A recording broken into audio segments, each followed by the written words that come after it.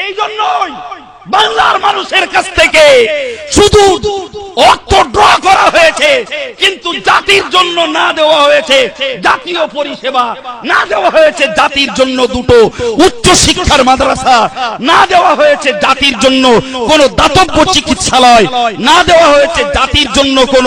অসহায় আর্তদুস্থ সেবা, স্বাস্থ্য পরিষেবা, শিক্ষা পরিষেবা। যে কাজ করেছিলেন পাঁচ হুজুর কেবলারা, যে কাজ করেছিলেন দাদা হুজুর পীর কেবলারা, আংশিক আংশিক জায়গায় কিছু কিছু আলেমদের প্রচেষ্টায় হয়। আল্লাহ লাখো শুকরিয়া আদায় করে বলতে পারি, সুন্নতুল জামাত সংগঠন যার নেতৃত্বে থাকে কাইয়ুম সাহেব, মাতিন সাহেব, ইয়াকুব সাহেব, রজব আলী সাহেবরা, এরাই বাংলার মাটিতে দাদা হুজুরের সেই নীতি আদর্শকে যৎকিঞ্চিৎ শক্তি দিয়ে বাঁচানোর জন্য দাতব্য চিকিৎসা, চক্ষু চিকিৎসা, বই পুস্তক বিতরণ,